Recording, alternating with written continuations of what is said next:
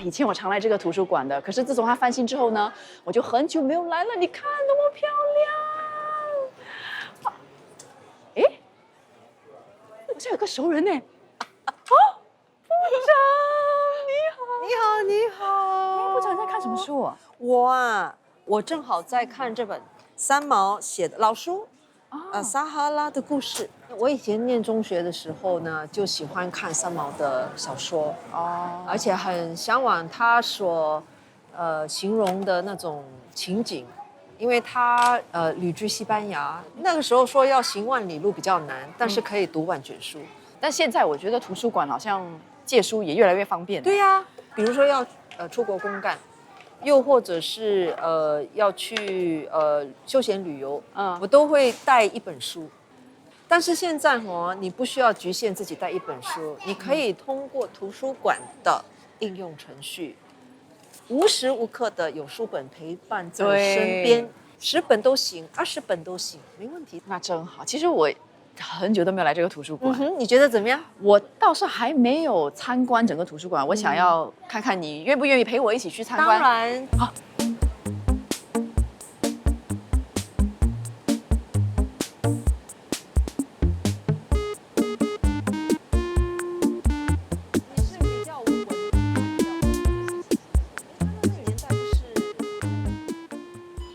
部长，您今天为什么会来图书馆呢？我今天呢，想让你认识一下我们的3D 打印的这个功能。你知道吗？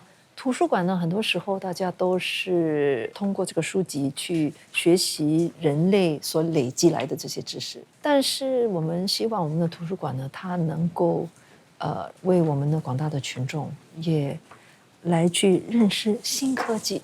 图书馆有3D 打印，对，你尝试过吗？我有看过，但我没有尝试过。我带你去。 OK， 好，来。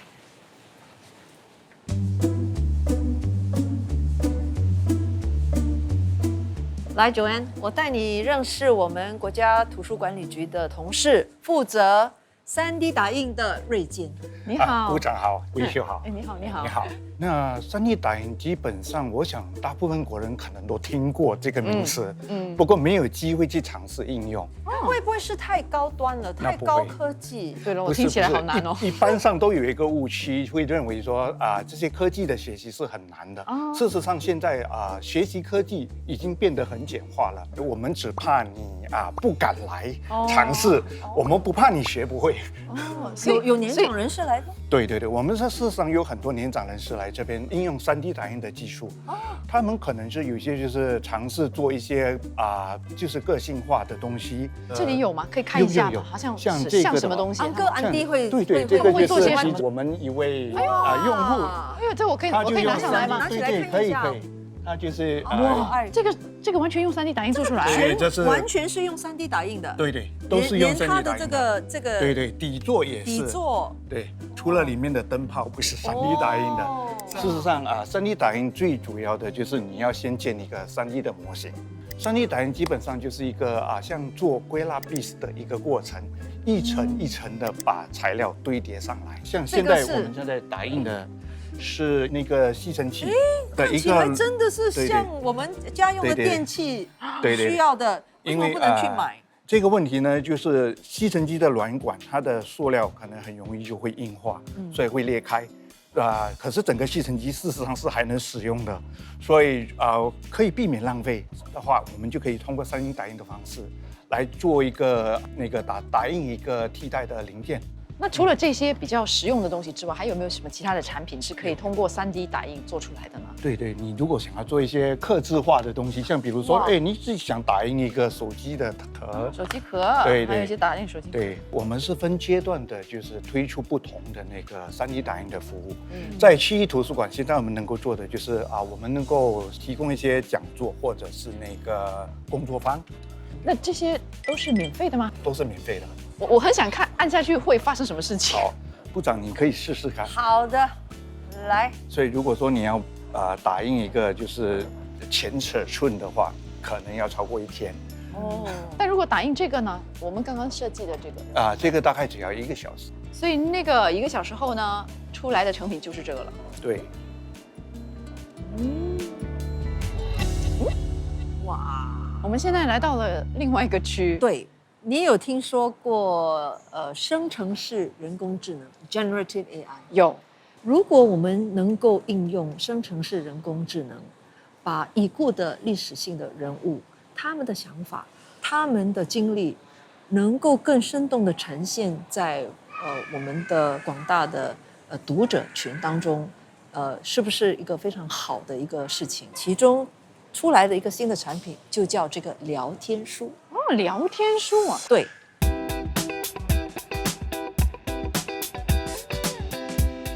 他可以跟我聊天，它可以跟你聊天。所以我也可以打。建国时代的一个领导拉尔热南，哇，有一本书是关于他的人生经历，他的政治。那你现在就在跟这本书互动。Did you know that S. Roger 他跟我讲话 had a soft spot for romantic melodies? 对， His favorite love song was When I Fall in Love. 所以这个段落是从书里面对摘取的。对，而且呢，不仅是在这本书，其实在网络上也有一些关于拉尔热南的一些资料。它可以结合这种不同的讯息来为你解答，是不是很神奇？好像也可以跟讲用讲的，我试一下。试一下， Does Raja Ratnam have a favorite pastime?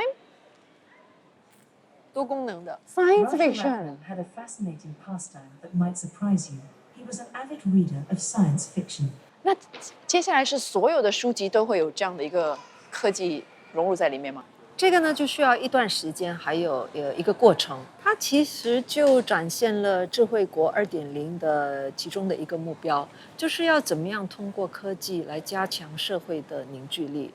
那么通过这样子的一个聊天书，我们可以更认识这个建国非常有贡献的一位人物。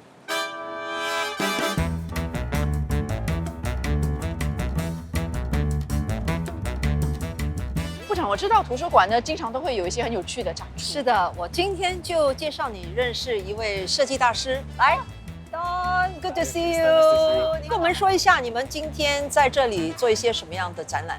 我们这次的项目其实是邀请了一些老年人和我们一起设计未来的车，老年人来设计未来的车。其实我们在设计的时候都是在寻找一种正确的错误，因为正确的错误，对，因为在找创新嘛，从老年人身上他们生活经验、他们的故事，可以发掘很多。像我们跟一些阿嬷，他们在讨论车应该怎样做的时候，他们会提到说，他儿子很喜欢骑摩托车，享受那个风的感觉嘛。所以他这些故事可以帮我们想出一些真的很不一样的自动驾驶车。我看，让你看一下吧。好的。我会做我的儿子了。OK， 后今天我们要利用这个工具叫做 AI。我们用 AI 的时候呢，可以先有点子，然后用 AI 呈现出一个构图。所以这些电动汽车都还没有被生产没有。所以是在这个设计过程当中，希望寻求到一些新的突破。部长带我参观了图书馆，我现在有一点肚子饿了。好，我已经准备好吃的了。真的？走吧 ，Let's go 。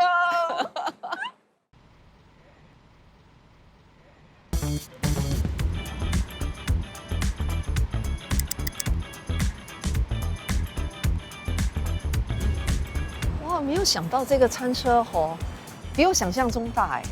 是不是啊？而且我们有特地的布置一下，有没有勾起一些当然有儿时的回忆？这个 Nancy 猪是我很喜欢看的。我也是我在念3年级的时候当图书管理员，老师当时问谁要当图书管理员，我就举手。因为每一次有新书来，我都可以先借。你看。那这个是因为我们庆祝10周年嘛，所以呢，这些都是你这10年来参加空中访明星的照片，每年都有。每一年都有。还有这些好像是你的，是的，都是送给你的一些小礼物，是不是？对，你可以跟我说一下。因为我们在基层活动的时候，有时候做家访，有时候在一些什么庆祝会，有时候有一些居民他们会很热情。啊，然后这些呢针织的产品是由居民织了送给我的，这些我很喜欢收藏。那我们还有一些东西想要聊，嗯不如我们边吃边聊好不好？好啊，我请你吃我小时候很爱吃的猪肠粉。因为猪肠粉不同的人有不同的做法，我呢喜欢吃的很清淡一点啊，好，当时广东人就说豉油熟油，嗯，它就是一点点的那个熟食油，再加一点点酱青。部长你是广东人，我是客家人，哦，你是客家人，但是那个年代呢，就是如果吃猪肠粉，一般都是这样子的吃法。哇，这个肯定是有故事的，肯定有，因为我小时候是住在如切竹雀啊，然后它竹雀 Complex 那边有一排店屋，那么我们是在那儿做小生意。我的祖母已故的祖母很年轻就守寡，我的祖父呢走的时候，最年轻的叔叔，才不到3、4岁吧。他有9个孩子，所以那个时候他要怎么样的去把他们带大？所以我印象中的祖母呢是一个非常坚强的女人，她的精神就是不要那么容易放弃。所以你小时候也是祖母带大还是？因为我妈妈她也是在职场打拼，她是女警，所以当时他们是需要做那个轮班制的，所以呢，她很多时候是把我交给祖母，所以很多时候我是和祖母在一起。你觉得她怎么影响你？她那个时候，我觉得很可爱的一面就是我们乘着3轮车，她可能因为她这个人呢很讲感情，比如说她的接生婆。她的接生婆呢，在老年的时候就生活比较困难，因为接生婆的孩子们没有很好的照顾她，她就经常会去老人院探望原来的那个接生婆，那她就会带着我一起去。后来我才知道，原来从祖母的角度，当时我生孩子是多么的困难就是好像要独闯鬼门关，没有这个接生婆，我就。没有可能我活不下来，可能孩子也活不下来，所以他的那种感恩的情怀就影响了我。我就觉得，一个人要念旧。来，虽然她是我的祖母，但是叫她婆婆哎。你看这大大的眼睛 ，so cute， 而且很有小啦，还很小，还很小。对。然后这个是你结婚的，这个是我自己结婚，这个是我后来。拿到经济发展局发的奖学金，可以到国外去深造。你说你现在拿这个奖学金，是因为你已经就是有一些成绩上的，就是在学业上还算 OK。还这个是念大学的时候才比较。你好像小时候也不是那么terrible， 很吓人的，是吗？尤其是念中学的时候，我妈妈当时很烦恼。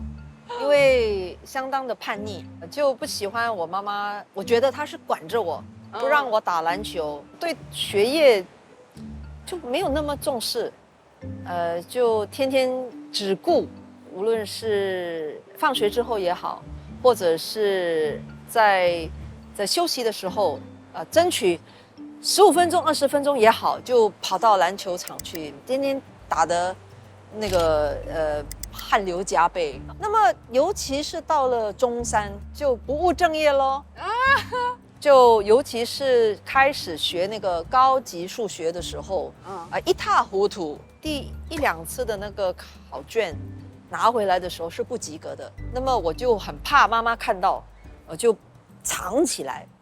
但是你知道我妈妈是女警啦，很不容易骗的，然后她被她发现了，但是幸好他没有动怒，他只是说，他说明啊，我看你需要补习耶，然后就补了到年底，终于及格，真的就是50分那样。然后我就向妈妈提出这个要求，说我不是很喜欢这个补习的过程，你能不能够让我自己学习？我给你一个承诺，我会尽力。所以你的篮球后来就没有再打吗？你继续打啊，怎么不打？只是说时间上要拿捏而且呢就不能够荒废了学业嘛。那既然你说你还有在打篮球，你现在现在不行了啦，现在不行啊现在不行了 ，out of practice。不要紧，我们现在有一个比较容易的，不需要拿真的篮球来投篮。真的吗？真的，我们有现在投不进去了。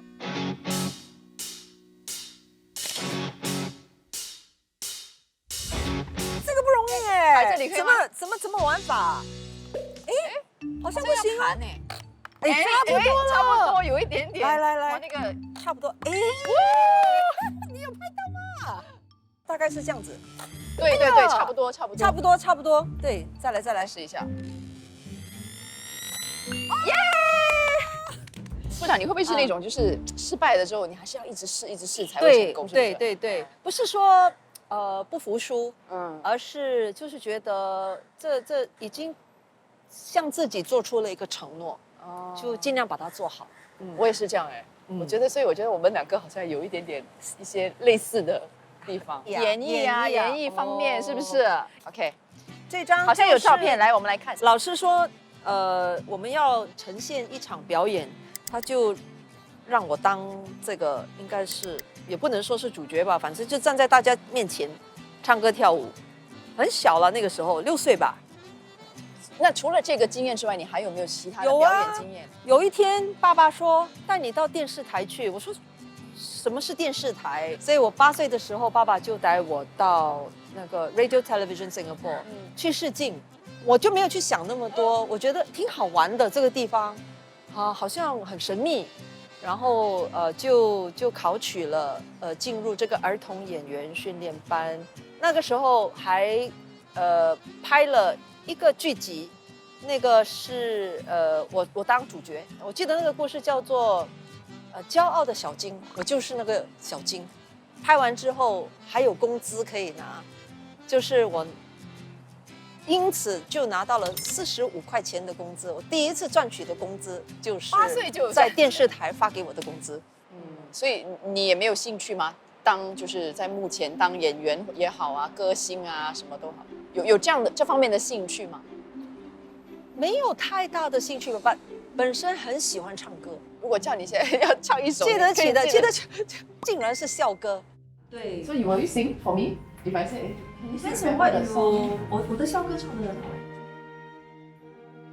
德明中学的校歌很好听，我觉得它的歌词很有意义。德明中学，树立家东，听听松影，细细海风。记我英才，会语一家，文艺科学，同业同工，爱护我的命，永之乎无中，广大我的命，永之乎无中。哇，对他的歌词我是特别喜欢，很有画面感了，很有画面感。对，说到读书的时期啊，成长的过程中，我感觉你也是经常也是会出去玩啊，你说好像打篮球之类的嘛。我就觉得以前可能大家都比较有这种人与人之间的这种感情啊，然后你也会去就是跟大家一起聚在一起，就有人情味。现在好像感觉每个人都是看手机，都是所有的东西都是，所以比较冷漠，会不会？对，所以我这个东西呢，我也有想过，我觉得幸好啊，我们把它称为智慧国计划，我们没有把它称为智能国计划。那么我们说会，我们说慧眼，我们说慧根。如果用英文来诠释的话，我要达到的不只是 smart nation， 我要一个 wise nation。我想呢，智慧国其中有一个非常重要的环节，也是我们怎么样的善用科技来把整个社会的气氛做得更好。社会的凝聚力，不只是削弱了，而是加强了。你有些什么例子？这个钢板精神哦，它这个平台就让更多的人有办法、有机会去展现他们对社会、对其他有需要人士的一种热心。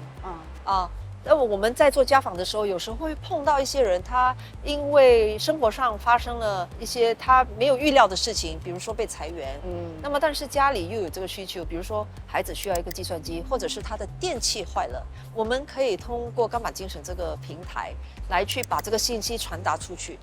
那么很多时候就会很快时间看到募捐的这种行为，所以这种钢板精神可以通过科技来加强啊。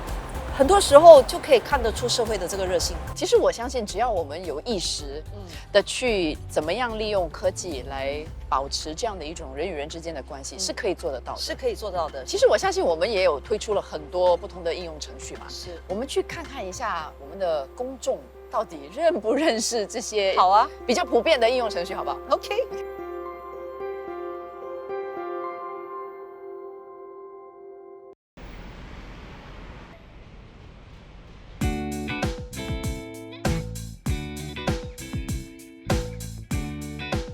我知道政府开发了很多应用程序，是的，我们现在要考一考。对对对。哎，你好，这位女士，你好，你好，我是魏秀。我是做小贩的啦。穿紫色的哈，就是在我们社区经常看到的数码大使哦，他可能对这个应用程序相当的清楚，那肯定满分。Hello， 你们好，不好意思打扰了一下，我们拍个节目。你们是常来图书馆的学生还是什么呢？我们本身是新加坡理工大学的学生 SIT， 那现在刚好在做我们的学校项目。那我们这里有几个，想看看你认不认识这个？这个有看过吗？这个没有看过。国家图书馆。NLB 订那个图书馆座位的是吧？哦，订座位，借书也可以的。然后就到这个是吧 One Service， 这个也是没有用过。这个没有用过，这个这个是 One Service， 就是应该是他们的爸妈看到一些区里面啊，什么东西要举报的，比如说你去公园看到那个游乐场什么东西坏了，哦，或者是有看到高楼抛物，你想去报，你要去举报，这个就可以通过这个应用程序。用这个这样的话，以后你去尝试一下啦。 Scam Show， 你有下载吗？有下载了，我认识，不过不会用。其实这个 Scam Show 是蛮好用的。我知道大家都很担心被诈骗，它可以帮你查询你收到的简讯，或者是你在 WhatsApp 收到的一些讯息，会不会是诈骗的？这个加强版其中一个功能很好用，它是和我们银行24小时的电话线连接的，所以如果觉得自己可能被诈骗了，要马上冻结你的这个银行户口，可以用这个加强版的 Scam Shield。哇，真的是满分呢，因为它是数码大使。数码大使呢，其实是在新加坡数码转型办事处呢，我们提供人民社区对，特别是针对年长者提供不同的课程，在这个数码终身教育的框架下呢，针对5个部分。其中包括设置和使用设备，那当然还有如何在上网沟通，还有就是上网搜索资料，那还有上网交易，那最重要的是如何安全、明智和友善的上网。对对，你们的同学当中有人被诈骗过吗？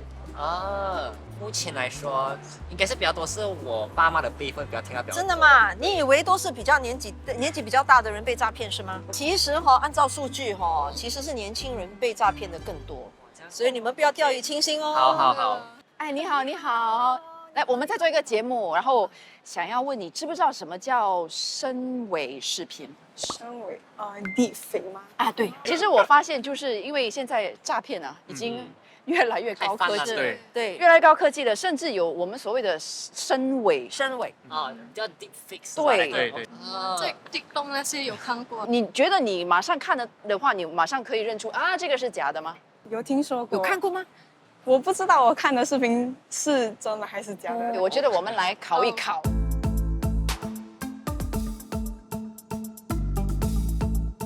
I am glad to present you a new investment platform from Quantum AI Company, which opens a unique opportunity for each of you to earn money.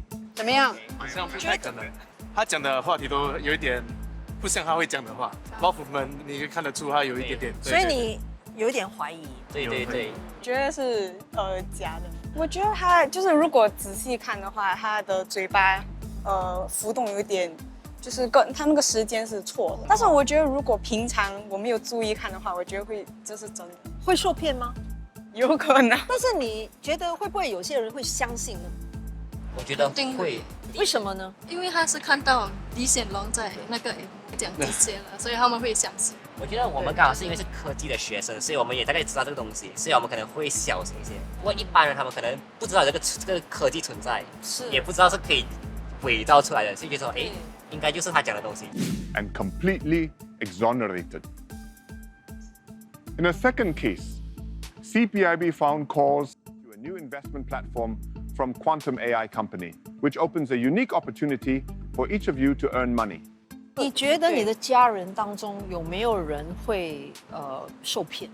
可能像我的爷爷婆婆吧，他们一直会跟我讲说，你知道吗？那个谁谁谁讲什么东西？我讲，哎，我讲是真的吗？要考虑2次。我觉得有可能，因为刚好这个里面的人物是很有权威，然后可以让别人信，是有公信力的。对，人家以为他说的话就肯定是真的。所以呢，我们这一点也很担心。就在这个月，我们在国会推出了一套新的法令，就是深伪视频或者是深伪的一些内容，如果是在选举的时候引用，把一些候选人说没有说过的话，或者是做他没有做过的事情，这将会是违法的。其实我们可能也要提高大家的一种意识，对，让更多人知道，哎，现在已经有这样的科技可以达到这样的效果。所以在看到任何视频或者收到任何信息的时候，应该要多思考，对，就不要马上就相信是真的。所以我们所谓的这个智慧国2.0，公共教育也是非常重要。我们也必须从年轻人下手啊。希望年轻的你们这一代呢，可能对深伪技术、对人工智能会更加的熟悉。当然，我们在学校里面，你的孩子，他们现在还在小学，对吗？对对。我们也在修改我们的课程，让我们的孩童可以通过一个非常愚性的方式来认识 AI， 认识 AI 它能做的一些事情，也认识 AI 所能够带来的一些危害。希望他们呢从小就更加的去理解这个科技。谢谢部长今天带我参观了图书馆，也让我了解到科技怎么融入到我们的生活中。我也很乐意和你分享我们智慧国2.0的核心意义，那就是呢，怎么样把科技成为我们个人、企业和社会的一种助力，而不是阻力。哇，说得很好，谢谢你，谢谢你，也同样谢谢你。我今天才发现，空中访民情10年下来，我其实参与了9次。那每一年呢，都可以看得到工作团队的用心，每一年都会有一些新的点子。那么我在这个时候呢，要祝所有的工作人员，你们继续努力，也祝你们百尺竿头更进一步，加油！